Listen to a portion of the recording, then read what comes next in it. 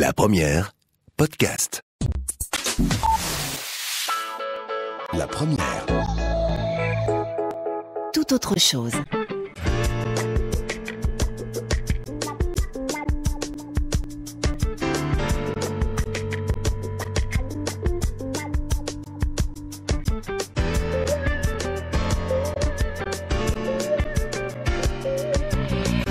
Martine Cornille.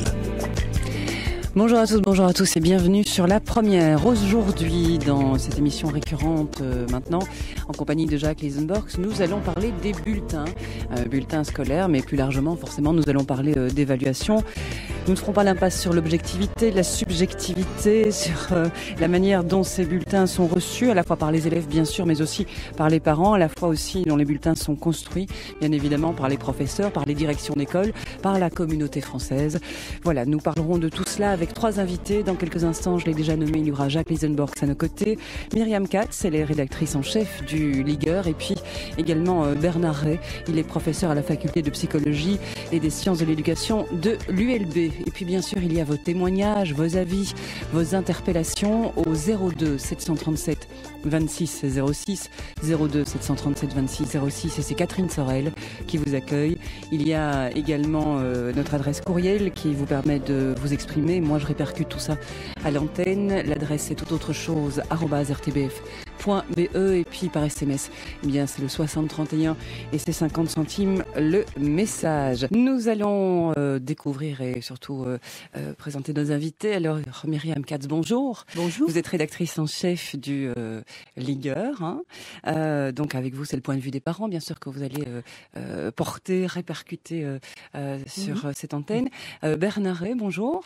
Bonjour. Vous êtes professeur à la faculté de psychologie et des sciences de l'éducation à l'ULB. Et puis, Jacques Lisenborgs, bonjour. Bonjour. C'est grâce à vous que cette émission existe tous les mois. Et vous aviez dit le mois dernier, tiens, on sera quasiment à la veille des congés de Noël, ce serait pas mal de faire une émission sur les bulletins. Tout à fait.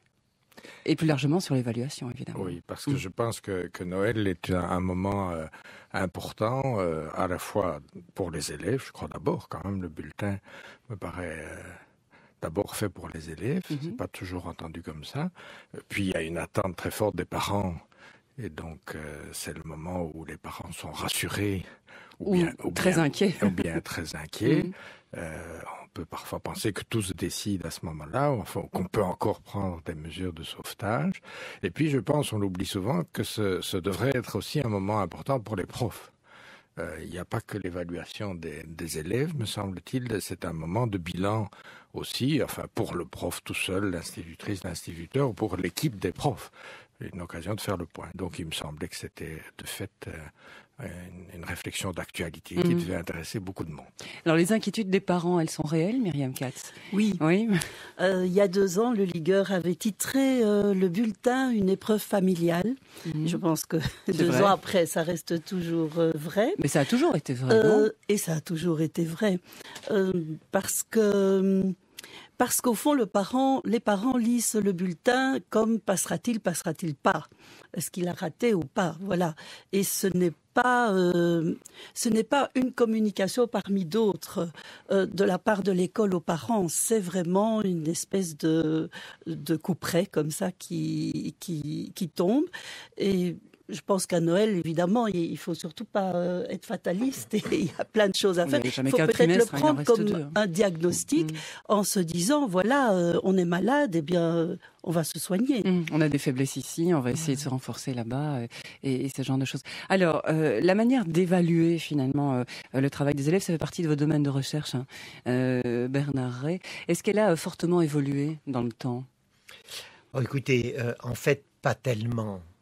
J'ai presque envie de dire hélas, pas tellement. Le système des notes reste quand même très prégnant, et ce qui est vraiment dommage, le constat qu'on fait lorsqu'on va dans les classes, lorsqu'on rencontre des enseignants, c'est que les opérations d'évaluation et les opérations qui consistent à remplir le bulletin